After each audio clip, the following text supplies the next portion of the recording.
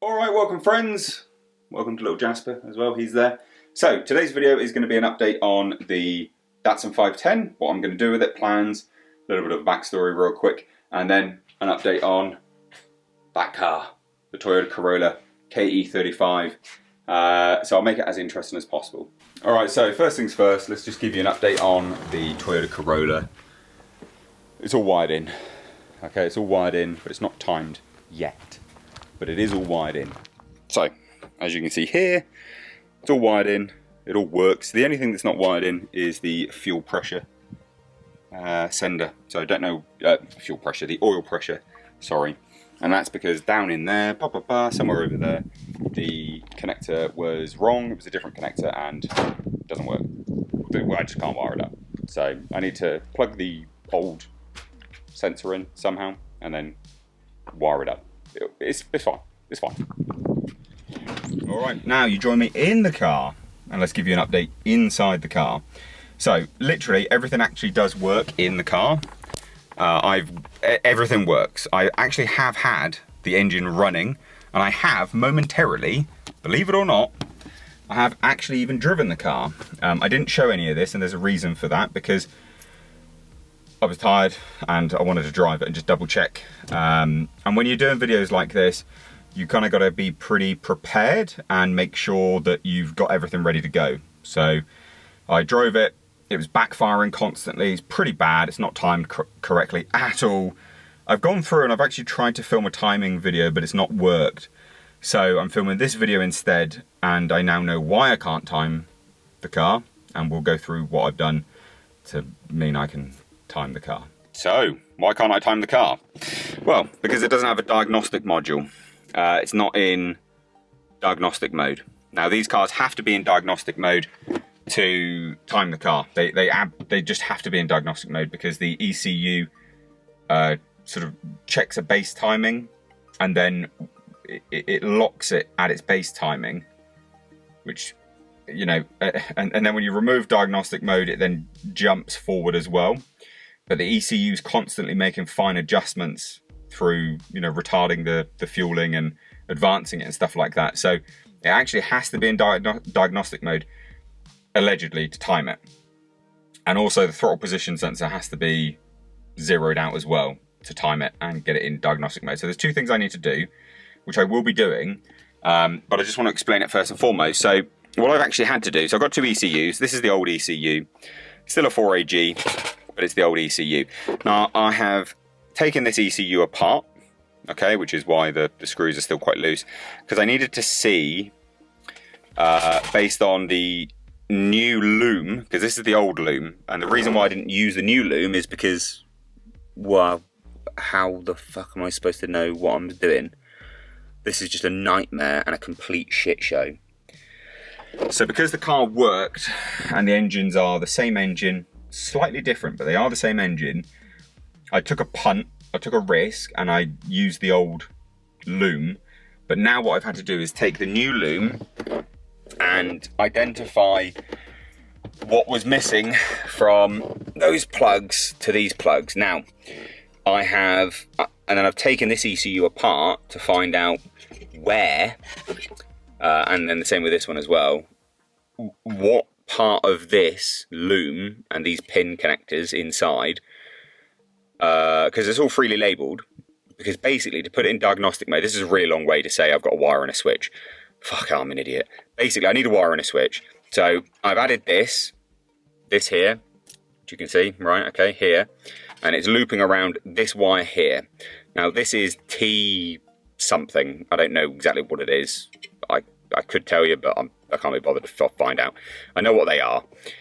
I know that these are the plugs I need to short out together. Now, this is obviously doing something else as well, but this is the right plug. So what I'm going to be doing is wiring in a switch. When I switch it on, when I switch it on, these are shorted out together, and at that point, it will be, this ECU will be in diagnostic mode, and that means that the timing is locked. The base timing gets locked. And that's really important. It's super, super, super, super important when you're trying to time this ECU and this engine, the ignition timing. And even though it's done off a distributor, it's so important. It has to be done. So that's what we're going to be doing. I've half done some of it, okay? Literally, I pulled this wire, this exact wire, out of the old ECU loom, or the new ECU loom. Anyway, point is, this will be tapped into. I've got some tap connectors, so I'm going to tap into this. And you know what? We'll probably drill it into here, and it'll be a little switch there. Just literally a toggle switch on off. It'll be on, and then it will be shorted out, and then boom, hey presto, we've got diagnostic mode, and then we can time the engine. So that's quite a lot. I know it's a lot, but it does work. Like, the actual engine does fire up. I could fire it up right now, but I don't want to because I don't know how much damage I'm doing to the car. So it does work. Good, done. And I know some people will be like, you shouldn't have driven the car, blah, blah, blah. I set it to top dead center and I advanced it ever so slightly. So, you know, this car will run at 0 degrees top dead center. And when you advance it, obviously, that's when you're putting it to closer to, you know, you could technically drive it at top dead center. But yeah, and then you advance it. But it was a bit retarded, so that's why it was backfiring and obviously didn't do the timing, blah, blah, blah, blah, blah, blah, blah, blah. But anyway, I've done it. It is overheating, but I think that is actually because of the timing. I'm thinking it's because of the timing. I've had to order a new distributor cap, and I think that'll fix part of it as well, because the distributor cap isn't 100%, which means when you line up the distributor, it's just all out. But I'm getting somewhere. Now, anyway, let's... wanker. Let's get out of this car, and I'll give you an update on the Datsun 510. Right, okay, so update on... I'm so sweaty and gross from being out of the car. Update on the Datsun 510. So, I haven't done a completely clear-cut, here's what I'm doing with that car yet. For those that don't know, you know, maybe you're new here, maybe you just watch certain videos, maybe you're just watching about Corolla. My dream car is a Datsun 510. I love it. I don't know why, I just love it. Okay, I just do. I managed to get one. I had one secured for a few years. Came over from Thailand. Yes, sight unseen, blah, blah, blah. Turns out the guy that's selling these cars is a bit of a dick. And I will do a buyer beware video for sure, because I want people not to buy from him because he's a scumbag. I've had a lot of problems with cars from him now. Anyway, the car came, got acid dipped, and it's just rotten. So what am I going to do? I was quoted, just be completely honest with you, because the car was so bad, I was quoted £20,000 just in labour, just labour time, to get it to a position where the shell, just the shell, is solid. And that's not including body panels that I'd have to buy as well. So you are looking, if I was to, and in the video I did say, hey, I'm probably going to do it. I can't do it, I can't justify that. There's no way I can. So, you know, I mean, all in, you'd be looking at probably about 40 grand to get it completely good. You just would be. There's no way I'm doing that. I'm not doing that. Not doing it. Okay. My Datsun 720 pickup is a ridiculous money pit, which I never wanted. I wanted a car. I never wanted it to be a money pit. So I don't want another money pit.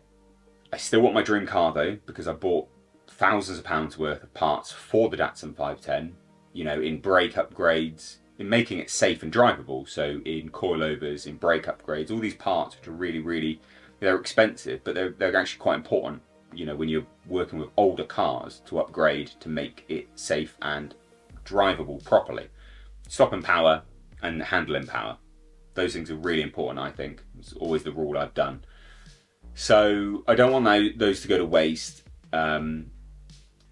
So I'm scrapping the car. Like it's just scrapped. Like I'm not doing it anymore. It's gone. It's gone. Done. So cut my losses there, and I have managed to source another Datsun, and I'm trying to sort out how I can get it basically, because for whatever reason, because it's abroad, my bank is blocking. You know, not that you need to know any of this stuff, but this is a common thing that's happening in the UK right now, apparently, is that banks are blocking payment transfers and stuff like this. So all you need to know is the Datsun 510's gone. That 4AGE will be working very, very soon, but it's just been a pain in the arse. And I'll show you, I'll talk you through the timing update, and when I get it all diagnostic working and all that other stuff, right, we'll do that on video. but that's the update. It's just a bit of a quick interim video because the last video took so long. You know, it was like 40 minutes long, like half hour, 40 minutes, over a spread of quite a long time. So I need some time to sort of catch up with myself when I'm doing these videos again. So this is, yes, a bit of a lazy video, bit of an update video, meaning I can catch my tail again and still release content for you whilst keeping you up to date. A lot of YouTubers do this, and it's quite important to do them every now and then because you need to. So there you go. Update on the Datsun 510, update on the Corolla. If you've got any questions, let me know down below. Thank you so much for the response to the previous video, the engine swap video. Yeah, I didn't realise everyone would be as sort of, you know, supportive as that. So that was really, really cool. All the comments were amazing. Lots of comments saying I need to wear shoes. I do need to wear shoes, but I also do think that if you're going to drop an engine on your foot, like you're probably screwed anyway. To be fair, no matter whether you've got steel toe caps or not, engines are very heavy. You know, they're like 100+ kilos, aren't they? So that on your foot, not good. But thank you so much for the response. Truly a great response. Anyway, that's it. I am contemplating, believe it or not, getting as a bit of fun to support this Corolla build, because it has been quite expensive now, having a Toyota Corolla, you know, that Toyota Corolla design on a t-shirt. So I'll mock it up and you can let me know down below if you would buy one. They'd be reasonably priced, and then all proceeds would go to actually getting that car on the bloody road, which has obviously been very expensive at this point in time, and just a pain in the arse. So let me know down below if you'd like to buy one of those, if you would pre-order, and I can start to get some numbers ready, and then I'll obviously get design and show you. Anyway, I'm done, I'm going. Cheers, bye, take care, bye, bye, bye, bye.